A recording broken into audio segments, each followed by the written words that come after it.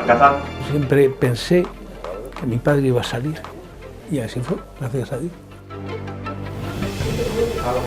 Se metieron los guardias civiles con sus familias.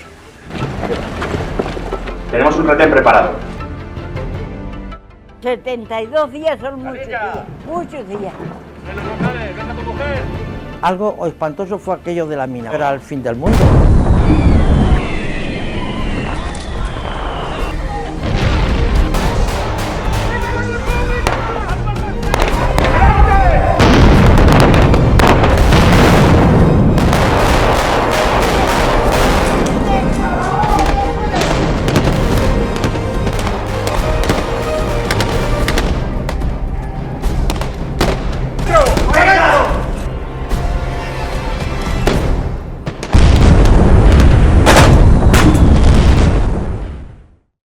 El asedio del Alcázar de Toledo.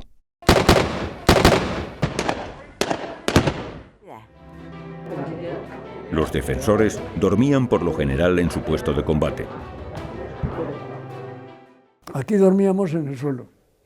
Claro, se tumbaban allí unas mantas, se estiraban allí y era para el cuerpo. Y de almohada, pues las chaquetas, lo que se podía. Algunos hicieron ya virguerías, se hacían, bueno, combinaciones para estar más cómodos, pero lógico. Yo no me quejo de lo que me tocó, pero dormíamos como lirones, a pesar de que sabíamos que estábamos metidos en un asedio del que era muy difícil, por no decir imposible, salir. Como se rompían el mármol por todas partes, pues hacíamos las canicas de mármol, de los trozos que quedaban, pues a las canicas, a contarnos cuentos, al escondite, porque también podíamos dentro de las... Pero vamos, muchas cosas no... también cantábamos, me acuerdo que habían sacado las chicas para jugar al corro, también cantábamos, decíamos, el patio de mi casa, el patio del Alcázar es particular porque... Cuando le caen bombas no le pasa nada, una cosa así decíamos, algo así que le habíamos puesto nosotros la letra también. Me acuerdo que también leíamos algo, pero había muy poca luz en los sótanos. Las luces que nos servíamos eran de las cajas de municiones, no sé si eran unas latas pequeñitas, o unas cajas pequeñas de municiones metálicas, pues con la grasa de los caballos, o mojadas las cintas, se encendían y valían de una especie de candelabro, de candil.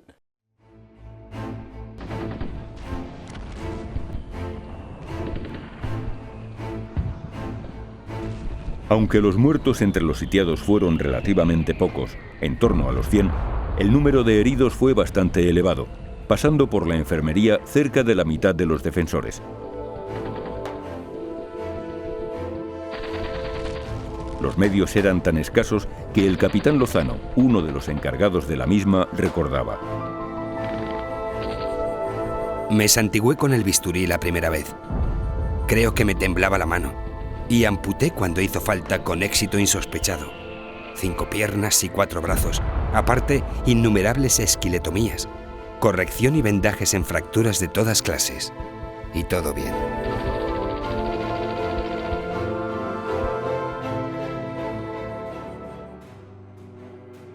Las modernas técnicas de propaganda estuvieron también presentes en el sitio del Alcázar.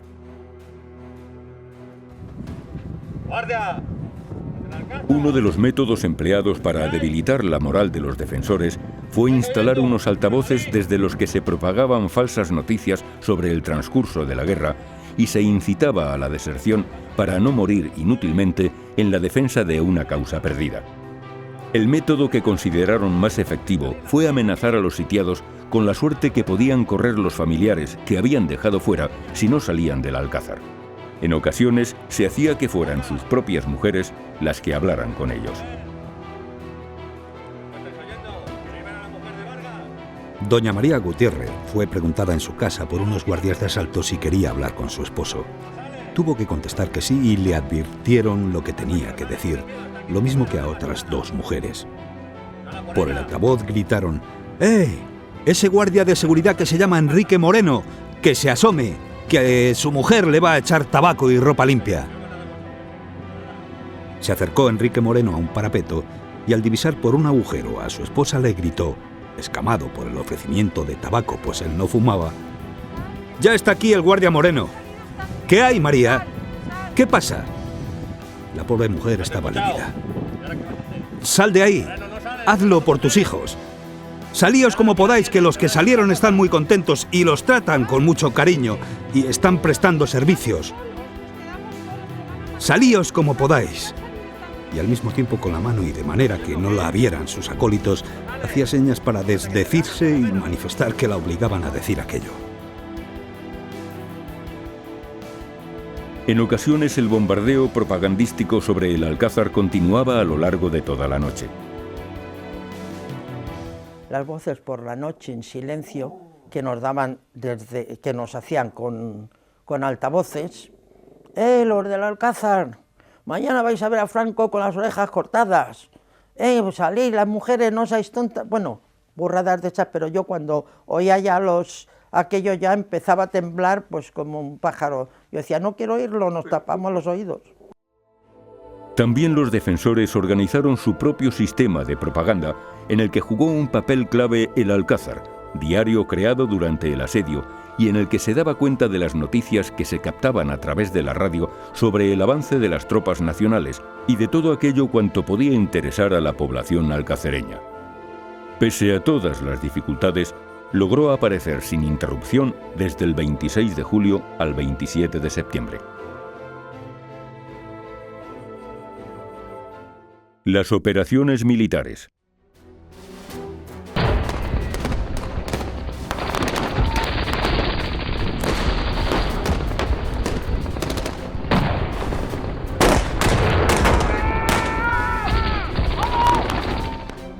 Una de las primeras preocupaciones de los alzados fue contactar con las tropas nacionales, pues fueron varias las ocasiones en que los periódicos y las radios republicanas anunciaron su capitulación. Para ello se presentó voluntario el capitán Luis Alva, que, disfrazado de miliciano, cruzó el Tajo a nado, logrando eludir la vigilancia de los sitiadores. Pero no tardó en ser descubierto y ejecutado.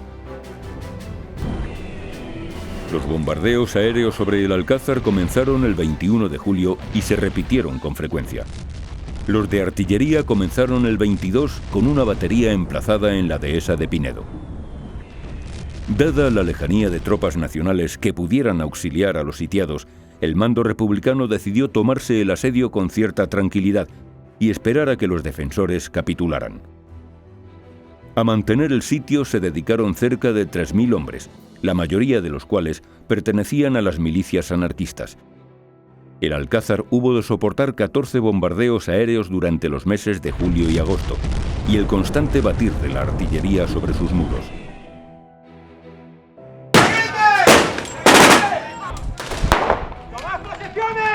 En la segunda quincena de agosto, los republicanos decidieron minar el Alcázar para hacerlo saltar por los aires. Varias salidas de los sitiados consiguieron retrasar el proceso, pero a partir del día 24, los ruidos que se percibían en los sótanos denotaban que la mina se estaba aproximando al Alcázar. Pero lo más espantoso de todo para los niños, sobre todo, fue cuando empezó a oírse la perforadora para la mina. Bueno, la verdad es que temblábamos. Te imaginas que aquello pues es casi de brujería, que cómo van a estar por ahí debajo. Claro, ya nos fuimos enterando, había un minero especialista que me parece que era de la Guardia Civil o no sé quién era, que sabía pues eso, que nos estaban minando y que nos iban, y además lo decían. El teniente de ingenieros Barber y el cabo de la Guardia Civil Cayetano Rodríguez Caridad, que había sido minero, organizaron un sistema de escuchas para seguir los progresos de la mina y tratar de determinar cuáles podían ser sus efectos. Están picando.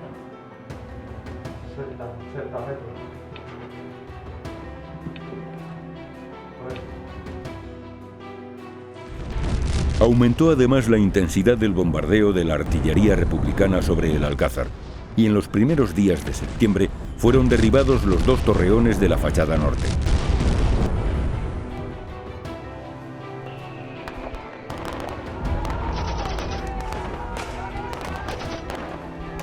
La proximidad de las tropas nacionales hizo que los republicanos, ahora sí, trataran de tomar el Alcázar cuanto antes, evitando que su guarnición pudiera ser liberada.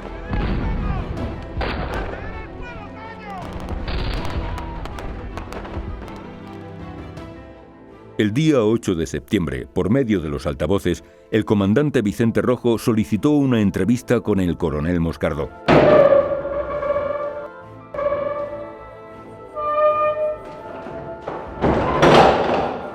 A la mañana siguiente fue recibido por el comandante Blas Piñar, compañero suyo de promoción, y el capitán Alamán, con el que había editado la colección bibliográfica militar.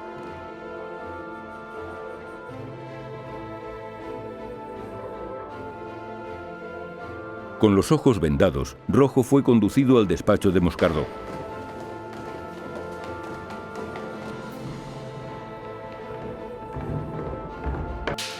Una vez allí, explicó que la Junta de Defensa de Toledo le enviaba para que les intimase a la rendición, a lo que Moscardó se negó tajantemente. Moscardó preguntó a Rojo por la mina, quien respondió que no la había visto, pero que tenía entendido que había llegado ya cerca del Alcázar. También le informó de que las columnas nacionales que avanzaban sobre Toledo lo hacían con bastante lentitud. Antes de finalizar la entrevista, Moscardó solicitó un sacerdote que pudiese prestar asistencia espiritual a los defensores. Rojo fue acompañado hasta la puerta por Piñar y Alamán, quien antes de despedirse le propuso que se quedase en la fortaleza con sus antiguos compañeros de armas. El día 11 tuvo lugar la visita al Alcázar del canónigo Vázquez Camarasa. Su homilía, en la que insistió en que todos iban a morir, causó una profunda impresión entre los defensores. Yo no llegué a bajar al sótano desde las escalerillas, pero le veía un poquito, lo suficiente para enterarme de lo que dijo, que a mí no me gustó. Era ego te absolvo a peccatistis. No me gustó nada, no por mí, porque a mí no es que quiera chulearme, no, es que no me gustó nada, porque aquello no era un entierro de primera, vosotros que vais a morir, yo voy a dar la bendición, a hacer puñetas. Yo vi que lloraban los hombres y dije, Dios mío, yo a mi padre no había visto llorar en la vida, le salían lágrimas a todos porque nos daban la solución en artículo mortis. Entonces yo que veí que los hombres lloraban, yo entonces pensé que era ya lo último, de verdad, fue el día más horrible de todo el tiempo.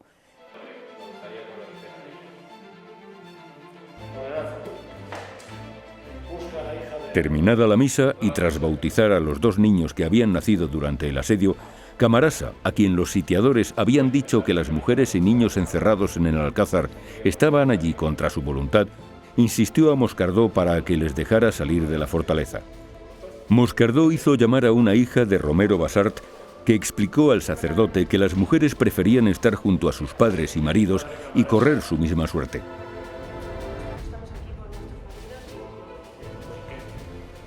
Moscardó entregó a Camarasa una serie de cartas que había escrito a su esposa a lo largo del asedio. Desde el día 9 los bombardeos sobre el Alcázar se efectuaban de día y de noche, gracias a unos reflectores traídos al efecto. Para elevar el ánimo de los defensores, el periódico El Alcázar daba cumplida cuenta de los movimientos de las tropas nacionales, con noticias tan señaladas para los sitiados como la toma de Talavera de la Reina el 3 de septiembre. El día 17 dejaron de oírse los ruidos que indicaban el avance de la mina, lo que se interpretó como una señal de que su explosión debía ser inminente. El teniente Barber señaló la zona que podía verse afectada, que fue evacuada de inmediato. También los sitiadores tomaron sus medidas. La mina, la importante, por así decirlo, para la población civil fue la primera. Hacia las 11 de la noche pasaron los serenos, todavía había serenos, avisando de casa en casa, diciendo: esta noche va a volar el Alcázar con una mina de muchos miles de kilos de trinita, y como no se saben las consecuencias que puede tener respecto de todas las viviendas de Toledo, se ordena la evacuación. Hay que salir al otro lado del río, es lo que nos dijeron. Un efecto inesperado de la evacuación fue que salieron a la calle muchas gentes de derechas que hasta entonces habían permanecido escondidas. Esa salida le costó la vida a bastante gente, porque al volver de haber estado fuera con el miedo de la mina, pues hubo muchas detenciones y muchos asesinatos. En concreto, salvo Carmen Miedes, las otras mujeres que murieron durante la ocupación roja de Toledo murieron precisamente a la vuelta de la salida de Toledo por la mina. Los republicanos consideraban tan seguro que el Alcázar se tomaría después de la voladura que el nuevo presidente del gobierno, Largo Caballero, se trasladó a Toledo para ser testigo de los acontecimientos. También se invitó a numerosos corresponsales extranjeros para que fueran testigos del éxito de las armas republicanas. En el Alcázar se da el caso paradigmático de que los republicanos cometieron un error garrafal desde el punto de vista periodístico, que es que convocaron a los grandes corresponsales en Madrid, los llevaron a Toledo para que asistieran en directo a la toma del Alcázar. La operación fue un desastre, no se tomó el Alcázar, y no solo eso, sino que después entraron los nacionales. Entonces fue un verdadero desastre desde el punto de vista de la propaganda.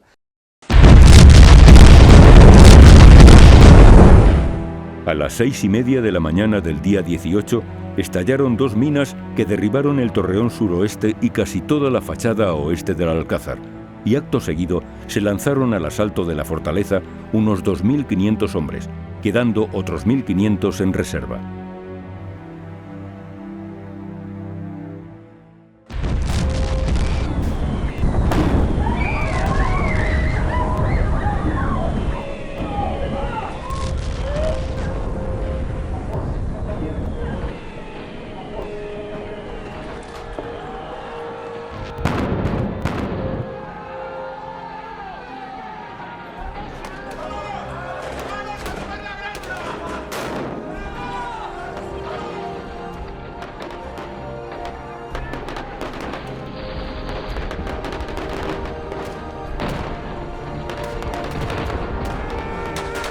La operación había sido mal planteada por el teniente coronel Barceló, ya que dos de las columnas atacantes no tenían la menor posibilidad de llegar a sus objetivos en el Alcázar, pues sus flancos podían ser batidos por las posiciones exteriores de la fortaleza, no afectadas por la voladura. Otra columna se encontró con que tenía que superar el embudo causado por la explosión, lo que se hizo imposible cuando los nacionales salieron de sus refugios y les dispararon desde una posición superior.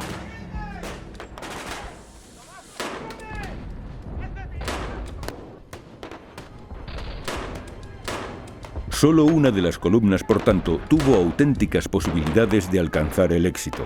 La que trepó por las ruinas del torreón noroeste, derruido días antes por la artillería, zona que resultaba de muy difícil acceso a los defensores y dominaba el patio del Alcázar.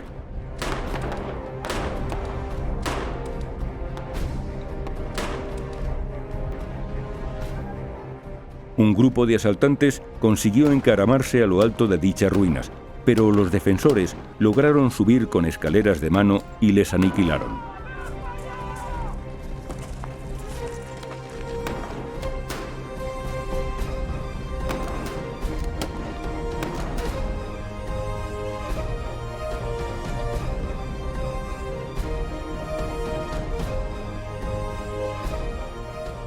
Los que acudían en su socorro encontraron un hueco en la pared y penetraron por él, manteniendo un duro combate en las galerías del interior de la fortaleza, pero sucumbiendo finalmente al no recibir refuerzos.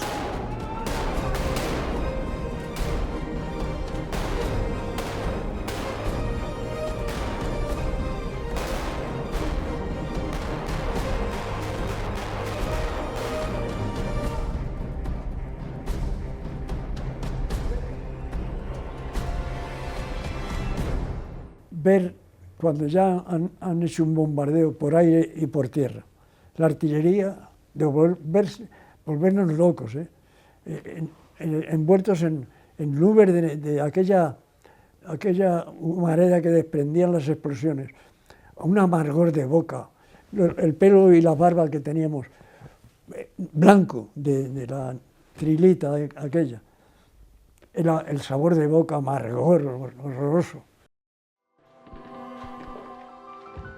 La victoria fue costosa para los defensores del Alcázar, que experimentaron más de 60 bajas. La presión sobre la fortaleza aumentó tanto por la acción de la artillería como por el paqueo constante, y en las 4 jornadas siguientes los sitiados tuvieron más de 150 nuevas bajas, lo que obligó a abandonar las posiciones exteriores. Lo peor después es que continuaron para agobiarnos y meternos cada vez más en pequeño espacio, pues bombardeando, no ese día, sino todos los siguientes, más y más. Y entonces yo recuerdo, lo he oído, bueno, le oí decir a mi madre que yo decía, qué pena, ¿por qué no nos mataría la mina? Cuando ya se conoce que estábamos tan agobiados, pues recuerdo que decía mi madre, pues fíjate, hasta la niña que decía que por qué nos habrá matado la mina. Según Moscardó, la situación era difícil o grave, pero siempre dependiente de las columnas. Si estas en 15 días a partir de hoy han llegado a Toledo, podemos salvarnos. Si no... El día 22, las tropas nacionales entraron en Maqueda, a 50 kilómetros de Toledo. Era el momento de decidir si se acudía a salvar a los sitiados o se continuaba la marcha hacia Madrid.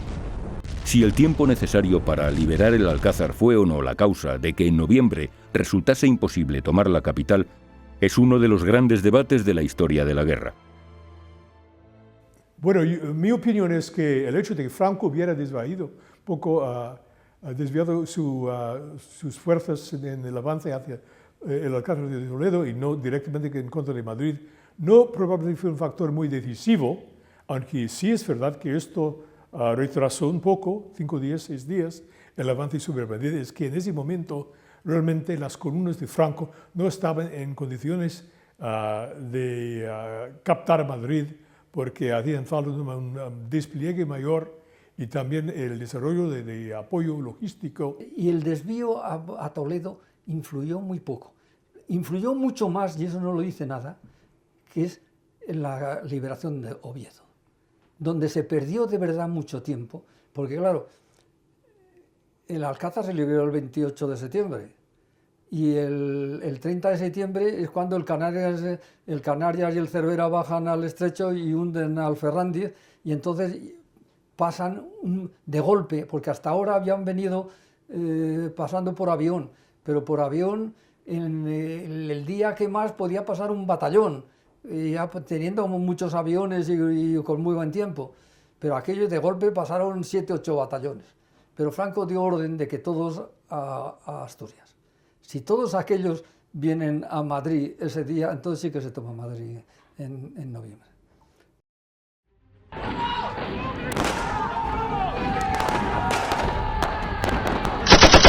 Aunque el día 22 la artillería que hacía fuego contra el Alcázar cambió su emplazamiento para hacer frente a los enemigos que se acercaban, los republicanos siguieron presionando todo lo que estaba en sus manos. El día 27 se produjo el estallido de una nueva mina en torno a las 6 de la mañana y el consiguiente ataque, que fue rechazado sin grandes pérdidas.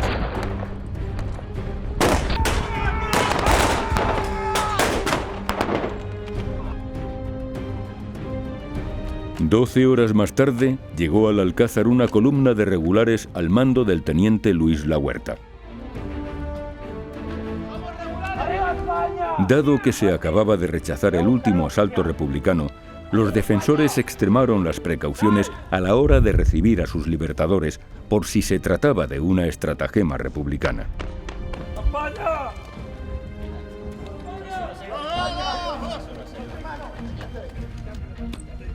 ¡Estamos liberados! ¡Salid! La liberación del Alcázar reforzó la figura política de Franco tanto en la España nacional como en el extranjero, y el 1 de octubre de 1936 era nombrado jefe del gobierno del Estado. No, la toma del Alcázar de Toledo no influyó decisivamente en el nombramiento de Franco, porque esto ya había sido determinado antes. pero fue la cuestión también de hacer oficial entonces este nombramiento y dar a Franco también mayor renombre, y por eso es posible que estos factores políticos influyeran en cierto sentido en la decisión de Franco de desviar sus fuerzas para relevar a los defensores del Alcázar. En cambio, hay que reconocer que realmente fue un desvío de poco tiempo, de no más que una semana, y que no fue tampoco el factor decisivo en cuanto a la banda sobre Madrid.